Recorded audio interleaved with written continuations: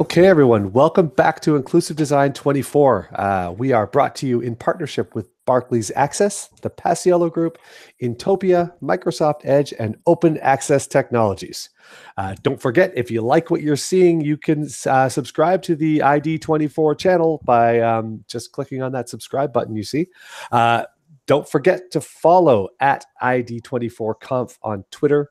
And please, if you have any questions for our presenters, tweet them using the ID24 hashtag as often as you like, and we will make sure we answer them all at the end of the session.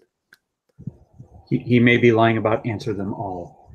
Hello to our ID24U participants. We have people from Amherst, Massachusetts, University of Massachusetts, Amherst rather. I believe they're at the W.E.B. Du Bois Library. Awesome.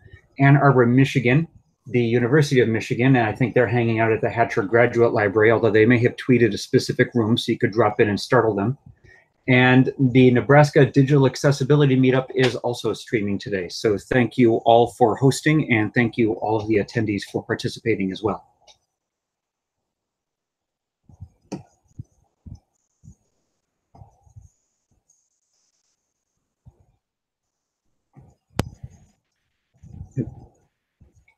Sharon, are you there?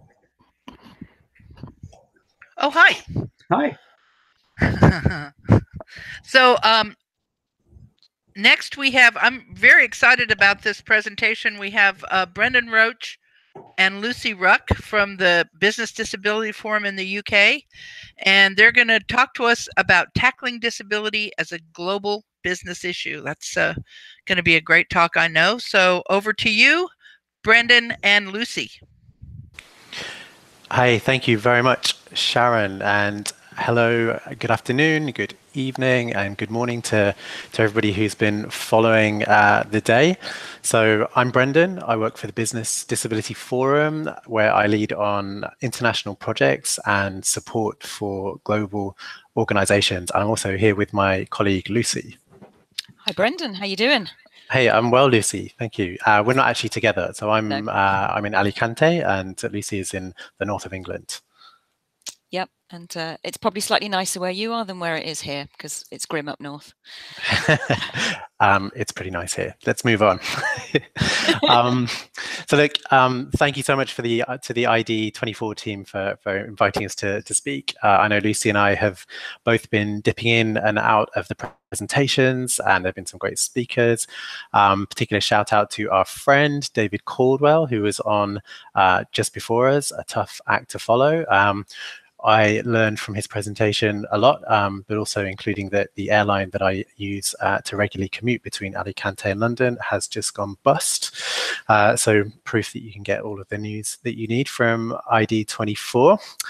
But there has really been some great content, and content that I know will add a lot of value to our members. So Lucy and I will certainly be sharing them, the presentations with the businesses that we work with. So just moving on to a bit of an overview of what we're going to talk about today then. So we're looking at tackling disability as a global business issue. So there'll be a strong focus on technology for that. But specifically what we're going to do is spend just a short amount of time talking about who we are, but really using that as a route into explaining how we talk about disability as a business issue. Lucy will talk us through the technology side of what we do. And then I'll talk to you a little bit about the work of our global task force and the Global Business Disability Framework, which we recently launched. And then we'll hand back over to you, Sharon, for any questions. Okay, so a very short introduction to Business Disability Forum. So our mission essentially is to help organizations to recruit and retain employees with disabilities, and also to serve disabled customers or clients, service users, stakeholders, depending on the nature of the organization. So we've been around for nearly 30 years now. So our root is very much in the UK historically. So we were we came into existence when a group of companies decided to kind of almost take matters into their own hands. There was a sense among a small group of companies that initiatives that were aimed at supporting people with disabilities to get into work often failed to take into consideration the needs of employers. So whilst there was a group of employers that wanted to do well on this, it was very easy for business to be kind of cast as the villain, when really actually the problem was that they really lacked kind of bespoke tools and guidance to help them kind of turn their commitment into kind of practical and positive outcomes. So in terms of the organizations that we work with, this next slide will give you an indication of the kind of companies that we're working with. And I'm sure that many of you will be familiar with some of the brands on this slide. So these are just a sample of our members and partners. So we work with about 300 organizations in total. Between them, they employ about 15% of the UK workforce.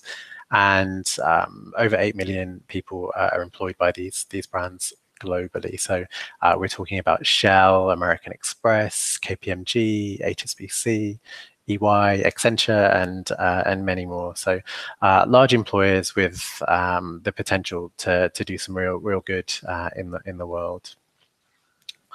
Okay, so very briefly into the next slide.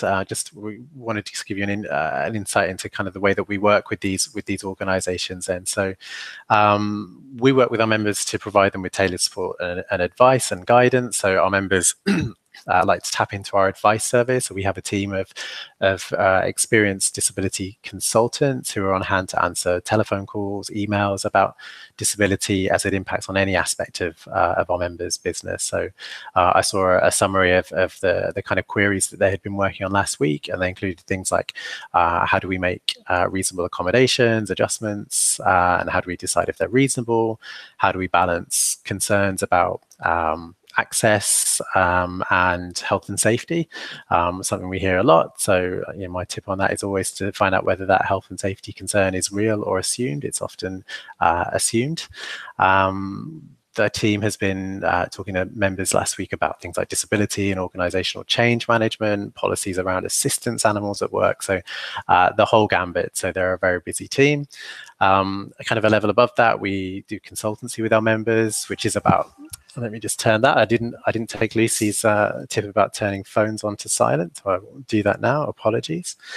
So our consultancy team is really about kind of taking that kind of support to a higher level, and we work strategically with our members and partners to help them to define disability strategies and to review policies and processes.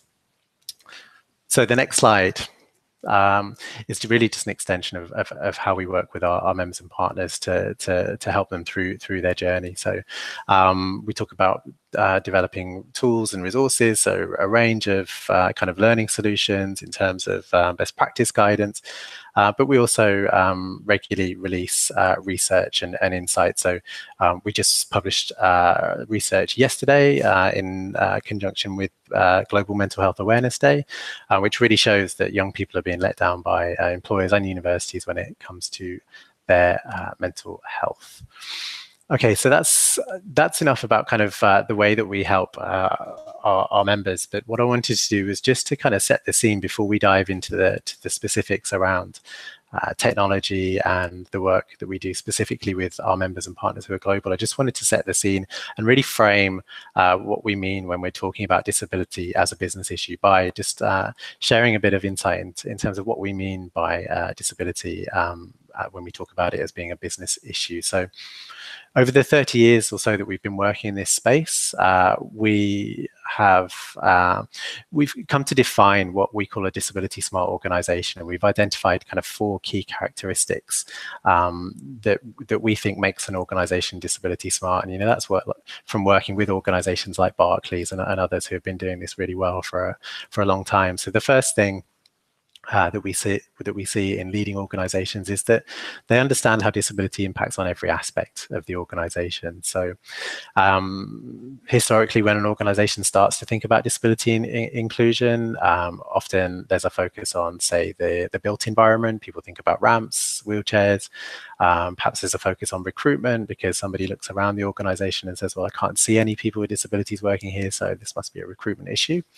Both of those things are valid and they are relevant, but the organizations that do this really well understand that disability is just as relevant to learning and development, to procurement, to communications, and to digital technology. So that's the first one. The second point that we see in organizations that do this really well is that they're proactive. So a disability smart organization knows instinctively that disability is part of the human condition. So, they don't wait for an employee or a customer to tell them about an issue that they're experiencing or to complain. They don't wait for any of that before starting to think broadly about how they can become more inclusive. So in practice, that means thinking about the needs of groups of people with impairments, and that really does kind of relate back to that first point about looking across the business. So there's no point being proactive in just one area and putting in a ramp to the front door of your building if your front of house staff don't have the skills and confidence to be able to actually welcome somebody with a mobility impairment.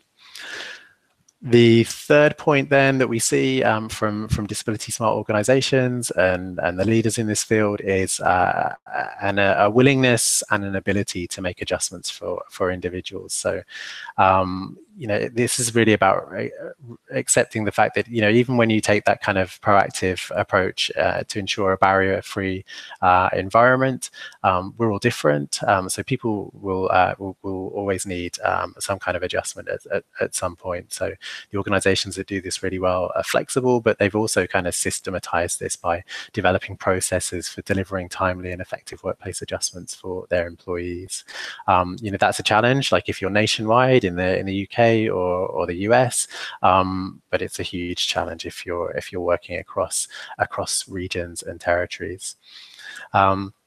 So the last point, the fourth point that we have identified as being a kind of a key indicator of confidence when it comes to disability inclusion in business is that leading organizations don't make assumptions. They don't make assumptions about what people can and can't do based on medical labels. So, how this typically tends to manifest is things like, I talked about health and safety before. So the assumption that somebody with a hearing impairment or mobility impairment would be a fire hazard, for example, or a health and safety risk. So that's one as an assumption, but I think sometimes it's often an excuse as well. But we also see a lot of kind of more well-meaning assumptions that still have, I guess, what you might call a discriminatory effect. So, the line manager that doesn't want to promote somebody who has a mental health condition because they don't think extra responsibility or pressure would be a fair thing to do to them, or the well-meaning colleague who says, oh yeah, my friend has that condition, so the assumption is that I know all about it, so you should try wearing a copper bracelet or do some mindfulness, and that will kind of fix any issues that you're experiencing. So assumptions are something that we often come up against. Okay, so the next slide. So the way that we have tried to bring this all together and to develop a bit of a framework for our members to really think this through is through our disability standard tool. So this is an online framework that our members can use, and it really talks to all of the points that I was just talking about. So you can see the areas that we've identified as being important, and they range from the kind of high-level senior commitment and the strategic intent of an organization through to more technical areas like procurement, communication, and technology. Again, what we see from the organizations that are doing this well is that there's ownership and understanding in each one of these areas. So it's not just one person in the organization who's trying to learn about all of these things and how to be accessible. You've got the head of premises who understands how disability impacts on their role. The head of IT understands how it affects their role. And the other point to make before I hand over to Lucy is that all of these things are linked as well. So even if you wanted to look at recruitment in isolation, you really can't, because you know, a recruitment process, if you think about it from the start, there's a commitment element in terms of the way that you attract talent to your organization, the way that you publicly talk about your brand and your values. There'll be a learning and development element because you're looking at the skills and the confidence of recruiters, hiring managers. There will almost certainly be a digital element to the way that you recruit, a built environment component if you're inviting people in for interviews and assessments. So all of these things are linked. So the organizations that do this right can demonstrate that they're doing good stuff in all of these areas. Okay, so you'll notice if you're following the slides that the last area is digital technology. So that's a huge area and a focus for us. And my colleague Lucy is our point person for that particular topic. So Lucy, I'm going to hand over to you. Lovely. Thank you ever so much, Brendan. Really appreciate that. Okay, so as Brendan's already said, so I'm Lucy Ruck, the Technology Taskforce Manager. And I want to tell you a little bit about the task force. What it is, who's part of it, what we do, and so on. So I'm going to kind of read you the blurb a little bit here. So the Technology Taskforce is a group of individuals from leading UK and global organisations in Business Disability Forum's partner group who work together to improve the use of inclusive design and accessible technology. So how do we do that? So the task force provides tools, best practice, networking opportunities, and technology industry influence to help organizations to create and deploy more accessible technology. And I think one of the things it does more than that is incredibly useful is it provides a really fantastic peer support within the group. This can be quite an isolating role within a big organization. And I think if you've got other people in other organizations, even if they might be your competitors, it's incredibly useful to have that openness, and it is an incredibly open group, to share the things that they're doing and learn from each other. So it is a fascinating group. And what I want to do is tell you a little bit about how it came about. So it's been around for 10 years now. Originally, it was launched as a 3-year plan to make the world accessible in many ways and influence vendors. And funnily enough, that wasn't achieved in 3 years, and we're still working on it 10 years later. It's quite a big challenge. Those working in the accessibility field will completely understand that, I'm sure. But what happened is our partners who we're working with said to us, technology is supposed to be the answer to all these problems. And what we're actually finding is it's actually the problem. It's the thing that's getting in the way of allowing our colleagues or our customers to access the stuff they really need to.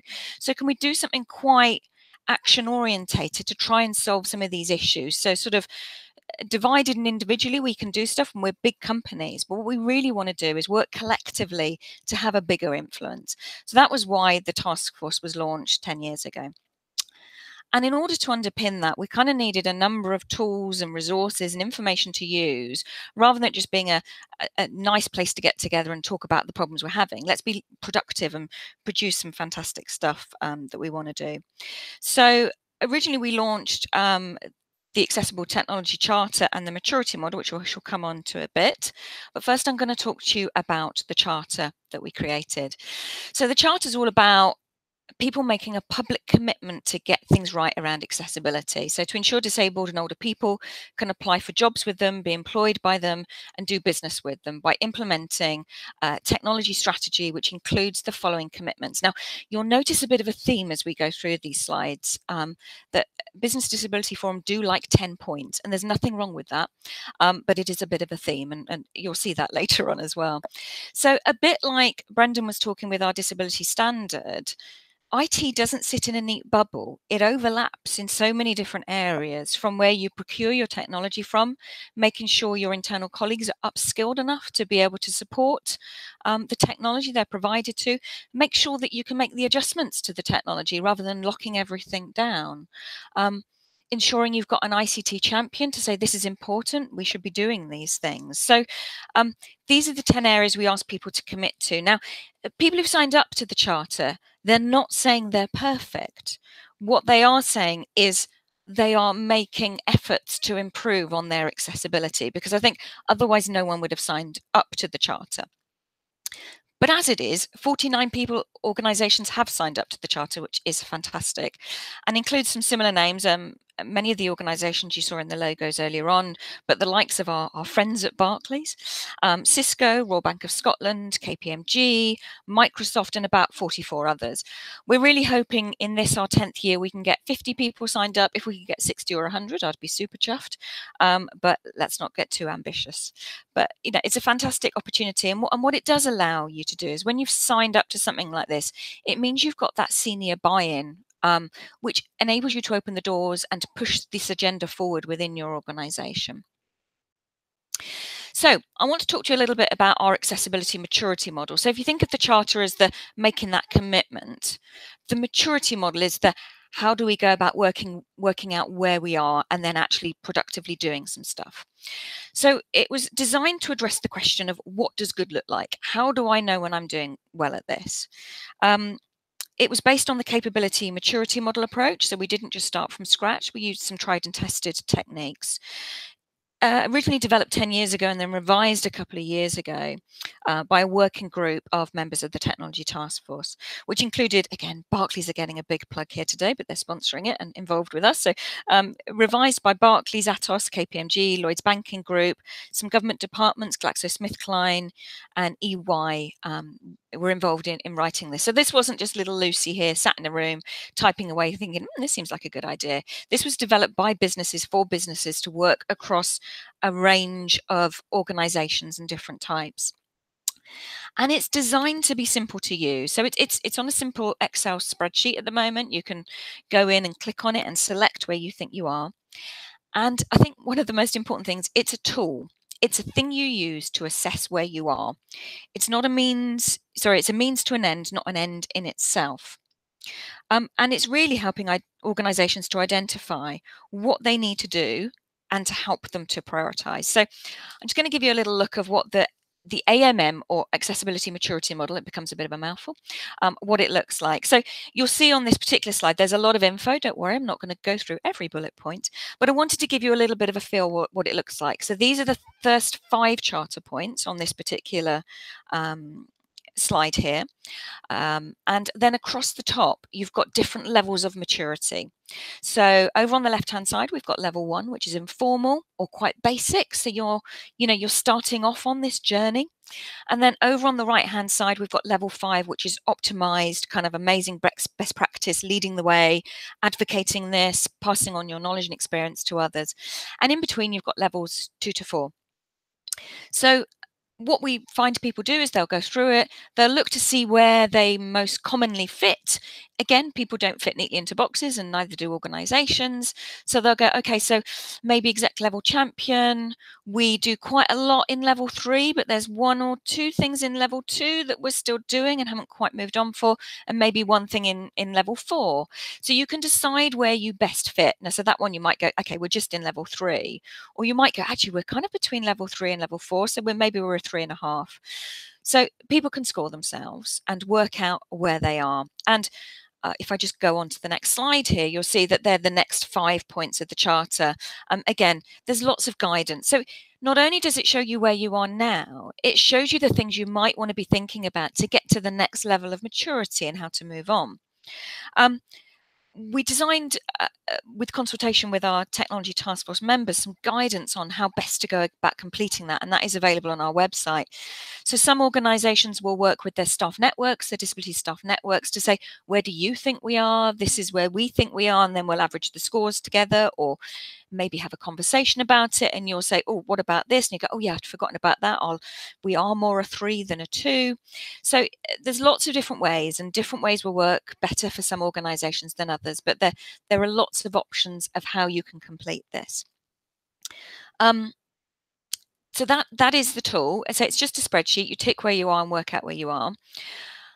But what I would say is that this gives you something identifiable, something quantifiable of what you're doing. It's also incredibly useful to pass up to your senior managers to say, oh, we're now at this level, but if you gave us so many additional resources, we believe we could get up to a level 4, which would really improve our scores. And I know people have used it the other way around of actually we were a level 3 and now we're a level 2 because someone went and procured this system without thinking about accessibility. And now our scores have gone down. So having something quantifiable is incredibly useful for people. Now on this slide here, I wanted to share with you the scores of the Technology Taskforce over the last couple of years and what our ambitions are. So you might be thinking, oh, surely everyone's scoring 4s and 5s. Well, the reality is a few do in certain areas. I don't think anyone scores 5 across the board. And people are on, I'm going to use the journey word again, I'm sorry, on a bit of a journey in terms of progressing. So on this particular chart, we've got some lovely blue squares of where people were in January 2017. As I say, we complete this on an annual basis with all our members. So we've got lots of 2s and 3s there predominantly, so sort of in the middle, but sort of to the left on the could do better kind of mark. And then we rated them again a year later, and these are the red circles. And you can see there's been some progression, although with some of them, they're still in the same place. And then we've got some lovely yellow stars outlining where organisations want to get to and the areas they want to improve on. But the average of average scores is 2.7. So as you'll see, people aren't doing amazingly well even when they're being really active around this. But they have ambitions, and we are making steady progress because, as we all know, in large corporates, this is quite difficult to get right across all those areas. This is really complex. I've also spoken to organisations in the past who've said, I want to move up a level in each of those 10 areas. And I've said, that's fantastic. Really great to hear your enthusiasm. But let's work out the areas that you're most likely to achieve in. Maybe pick the top 3 and focus on those. If we try and do everything, we'll probably fail. If we focus on a few, we'll succeed, and then we can pick the next ones to progress on and take it up to the next level. So I just wanted to show that when you start completing the maturity model, the chances are there'll be quite a lot of 1s and 2s, maybe some 3. I mean, it depends on what you're already doing. But what it does allow you to do is to exactly quantify what it is you are doing. And as I said, underpinning that, we haven't gone, there's a tool, go off and use it, carry on. We've actually written some best practice guides and case studies, and we've got over 30 of these on our website, and they include lots of different things like what you might include in an assistive technology catalogue. There's some stuff around security and when it clashes with accessibility and things you can do. Lots of practical solutions to help you work these through. And again, these aren't written by me, or I might have written 1 or 2 of them, but predominantly they're written by our task force members of real life experience of things that they wish they'd have known when they started off doing accessibility. And the other thing I should say about these tools, the maturity model and the guides, they're all free to and available to download off our website. So please do make use of them. It's a bit of a, how do we just make this easier? So I've got a few tips I'd just like to share with you. So for me, one of the big things is if you can get that senior sponsorship and get people to commit within your organization at the top, it will cascade down easier. Now, I'm not saying that's the answer to everything, but it will certainly help. So signing up to the charter and getting them on board is a really good starting point for that. The next one comes on to, until you assess exactly where you are around accessibility, how the heck do you know where you need to improve? So this is where the maturity model comes in. You can work out where you are, the areas you need to focus on, and really how you can progress and make those improvements. This is one I often talk about, that accessibility doesn't tend to happen by mistake. You don't suddenly buy a product or write a new website and the magic pixies have come in and embedded accessibility within it. They may have done, and it may just be part of your culture if you're really lucky and you've got a really good ethos and you are a disability smart organization. But quite often it's not. So you have to really work at making sure accessibility is included and really focus on it. And unless you're moving forward with accessibility and technology in general, you're probably falling backwards.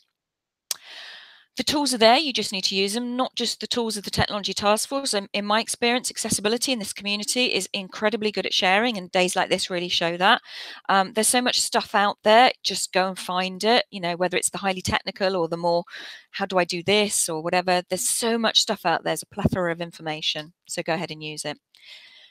And don't run before you can walk. Do one step at a time and really focus on being successful, prove you've done something, and then move on to the next thing. So I just want to do a quick plug for our website, businessdisabilityforum.org.uk, and you can see I've circled there where you find Technology Taskforce, where you find out a bit more information. And you can also find that in the About Us section at the top there, in their sort of blue bar at the top. And I think that was from me. I'm going to hand back over to Brendan now, who's going to talk to us a bit about our global work and the framework that he's developed. Hey, thanks, Lucy. And I thought you missed the opportunity there to plug your podcast series, because I noticed the main picture on your screenshot there was you in the studio with our CEO Diane for one of your legendary podcast series. Yeah, we've done a handful of podcasts now all around identity, and I think with all these things, it is about the technology being the enabler or how we do stuff, but actually it's about the people. And the podcast series we've done on identity is all around the individuals. And I think ultimately all this stuff is about making stuff better for people. And it delves quite a bit deeper into, what the challenges might be or how things have worked well, and finding out a little bit more about it's the people behind the job title. So thank you for letting me share that. and over to you. Yeah, no, they're really powerful stories. So if you're a keen podcast listener like me, do check them out. Okay, so I was gonna pick that up from Lucy and just talk about some of the work that we've been doing on the global front. So just to set the scene, like this is a headline stat, and some of you will have seen it, I'm sure, but this is World Health Organization data that says more than 1 million people in the world are disabled, have some kind of disability. So that's about 15% of the world's population. So we are talking about a lot of people. So what this means for our membership, you can see on the next slide, is that so about 45% of our members are global. So if you kind of think back to that slide that had some of those brands on, I'm sure wherever you are in the world, you would have recognized a good chunk of them. So between them, they employ well over 8 million people globally. And many of them have a presence in developing countries as well. So that's significant to us, because we know that people with a disability in the developing world will be at a greater disadvantage, and therefore the potential to have a positive impact through the practices of our global members and partners. That potential is really, really huge. And we've also noticed over the last few years, I mentioned, we've got 30 years experience in the UK, but the profile and the demographics of the people that we're working with within our members and partners has changed over the years. So where people used to have a kind of a UK or maybe a UK and I job title, increasingly we're working with people that have EMEA in their job title or global. So they're increasingly telling us that they want more support on disability as a global business issue. So the way that we responded then is to bring together some of our members and partners who are global or have some sort of international presence. So very much using the Technology Taskforce as a model. So the 10 years experience of that particular task force was very useful to us when thinking how we might start to kind of impact a bit of change on this front as well. So our global task force includes members of our partner group. So we've got founding members like Shell, who also provide our co-chair, Georgia Silk, who is awesome, and we've got HSBC, Atos, Barclays again. We have to keep mentioning Barclays, Enterprise Rent-A-Car, Microlink, Prudential. So yeah, some really great brands and some great people as well on that group. So we meet quarterly. The next meeting, I have to say it again, is actually at Barclays. So look forward to seeing hopefully David in person and his colleague Paulette, who represents Barclays on that forum. So what we are there to do very generally is to kind of share challenges and successful approaches to disability globally. So last time we met up in London, we were talking about challenges to gathering good data on disability in global companies, and we shared some research that we've been doing on this, and we'll be sharing that publicly very soon. One of the things we're hoping to do actually with the next meeting, which is on the 30th of November, is to have an element of that meeting as an open online event, so that we can really start to have that discussion about challenges and successful approaches with a much wider audience. So that's something we hope we will be able to do this time, if not in the new year. So watch this space. So what can I tell you about what some of our members are doing in this space? So I would say disability as a global issue, particularly organizations addressing it strategically at the kind of corporate level, like, is relatively new. So we can point to 25 years worth of good practice and experience in the UK of organizations doing fantastic work, but I would say it's relatively early days. What we're seeing is kind of emerging examples of good practice. So some of the organizations that we work with, like, they find that encouraging that we're kind of at the start, because it means they're not too far behind, whereas others find it a little bit disappointing because there is not that roadmap of good practice that they can follow to help them get to where they want to be. But here are some examples of how some of the companies that we're working with have been approaching this. So you've got Unilever, for example. So they're a really good example of the power of kind of senior commitment and championing. So you've got Paul Polman, the CEO at Unilever, who I would say is really one of a handful of global CEOs, along with, I would say, Richard Branson and Satya Nadella, who, like, there are very few people of this level who are routinely talking about disability on public forums, and Paul is certainly one of those leaders. So he's publicly committed to ensuring that Unilever is a great place to work for employees with disabilities. He's being assisted by our friend Guillermo Di Bella in Mexico, part of the Unilever staff there, who's kind of helping to kind of turn Paul's commitments into a reality by developing global standards that are underpinned by a range of learning and development resources and tools for colleagues operating right across the globe. So there's some really good stuff happening at Unilever. Accenture are probably the organization that have the most long-standing kind of global program. So they've got a lot of the pillars that I think you would hope to see that are really kind of important. So that kind of senior commitment is there. They have the global strategy, which is backed up by a really impressive measurement framework that enables them to assess progress across a range of locations. So there's regular reporting, people are accountable, there's high visibility internally and externally. So they're doing a fantastic job there. Shell, so I love what Shell are doing, particularly on the accommodation side. So whether you know that as reasonable adjustments, reasonable accommodations, we often refer to them as simply as workplace adjustments. So Shell looked at this kind of question of, like, how do you make adjustments for colleagues with disabilities when you employ close to 100,000 people across around 70 different countries? Like, how do you do that consistently? So they're 2 years into a project to do that. They're making great progress, and slowly but surely they're kind of introducing that kind of consistency of experience across countries, so that if you put your hand up and request some IT or some facilities, or a kind of what you might call a softer adjustment in terms of flexibility, you're going to have a very similar experience whether you're in the Philippines or in Canada and everywhere in between. So I think that's really powerful, and I think one of the really powerful things that has the potential to do is particularly have an impact in countries where there is no legal or cultural expectation that support can be requested or that it will be granted. I think the potential to have impact there is just huge. And the last one that we have on the side here are our partners at KPMG. So KPMG, professional services accounting firm. slightly different in structure to some of the other global companies that we work with. So they're a global network of firms.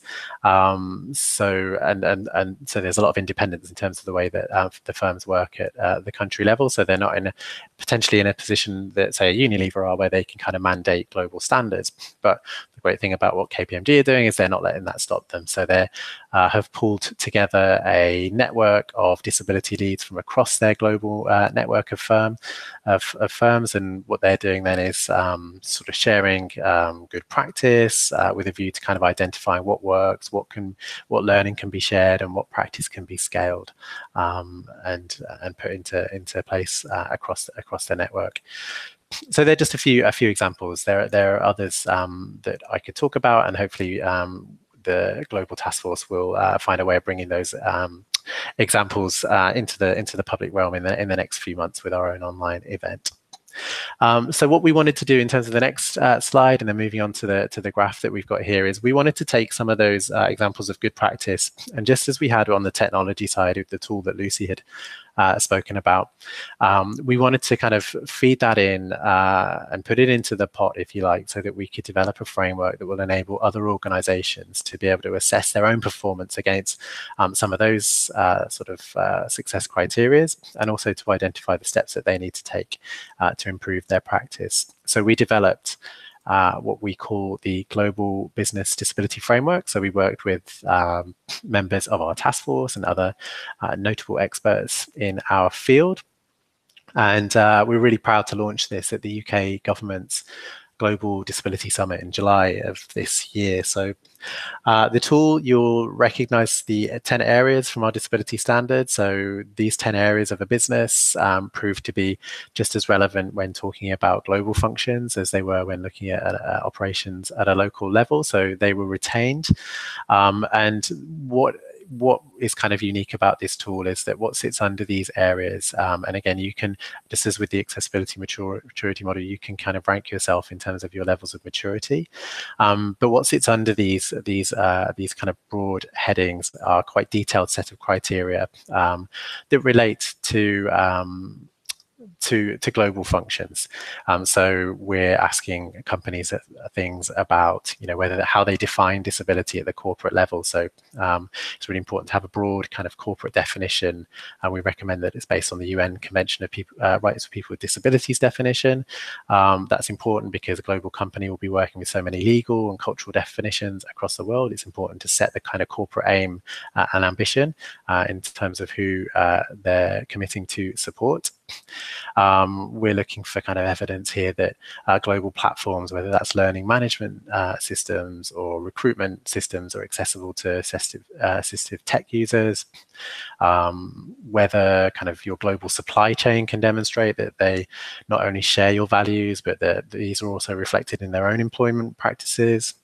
We're looking for evidence that organizations, if they have global, say, design guidelines and standards, for example, whether that's in relation to the built environment or to the digital environment, it's really important that these include accessibility as a core requirement.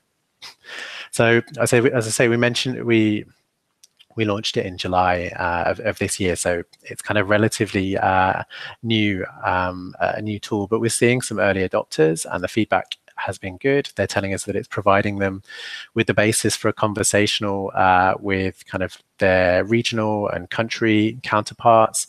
So our global colleagues are saying, that they're able now to say to their colleagues at the regional or at the country level, kind of, hey, how's it going? Like, are you doing any of this stuff? Like, are there things that we can learn from what you're doing at a local level? What can we do at kind of global HQ to make it easier for you to do best practice and to implement some of the criteria in this tool? So yeah, early days, but very positive feedback. We recognize that there are a ton of tools and resources that we need to develop to support progress against the 10 criteria in this tool, but it's an exciting time, and we look forward to sharing more of our learning and certainly more of our members' stories on the global front. So do watch this space.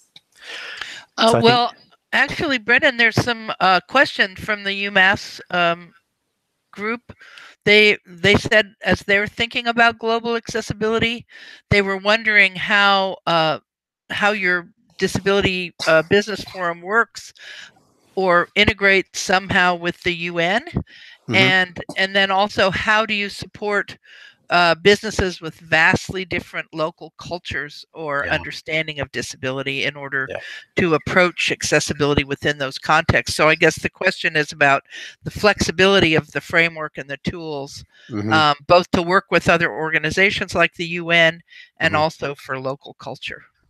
Yeah. Okay. Cool. Oh, thank you. They're two great questions. So, firstly, the UN. So, we work in partnership with the UN. We really value our relationship, particularly with the International Labour Organization's Global Business and Disability Network, which is really the agency of the UN that is focused on employment practices.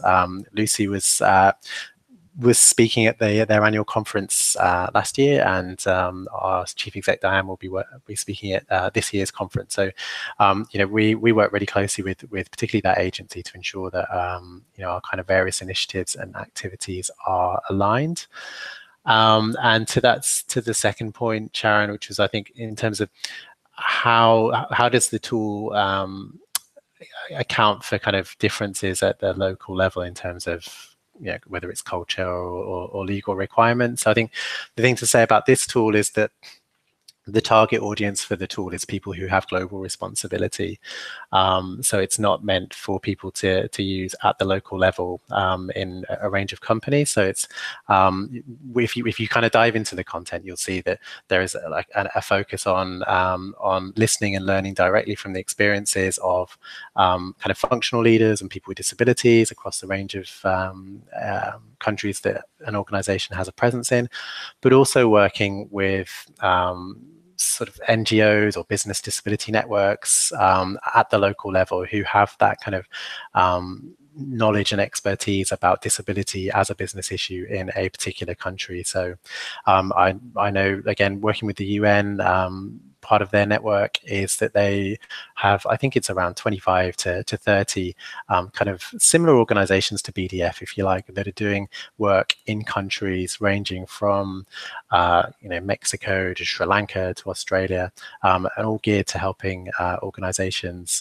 really understand disability as a business issue in that particular country.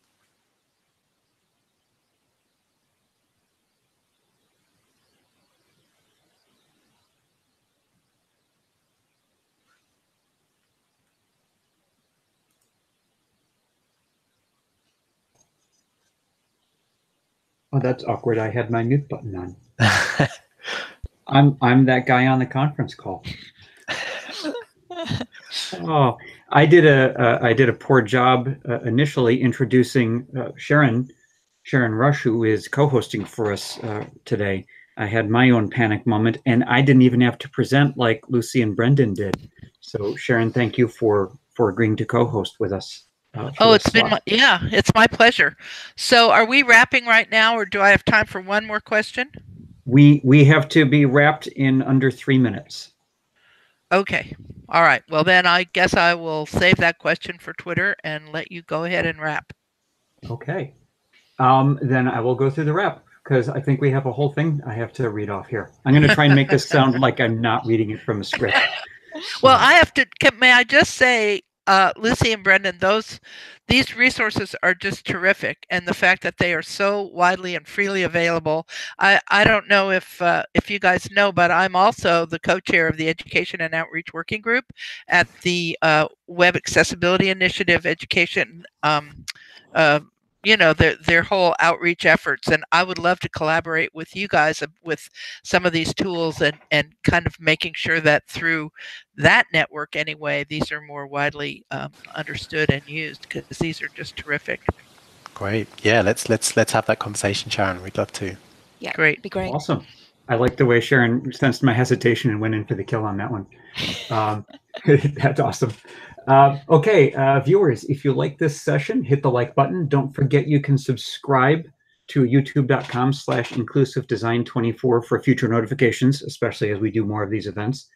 A reminder that Inclusive Design 24 is brought to you in partnership with Barclays Access, the Paciello Group, Intopia, Microsoft Edge, and Open Access Technologies, and with thanks to our sponsors, DQ Systems. Inclusive Design 24 will be back on the hour with, let's see, Sarah Boland and Damon Berry, who are going to present the talk, A Co-Design Approach for Automated Cooking Appliances, Applying Domain-Specific Languages for an Interactive Personal Cooking Assistance. I like that. It's lengthy. It sounds compelling. So don't miss it. Thank you all for attending, and we are out, and we'll see you in 10 minutes.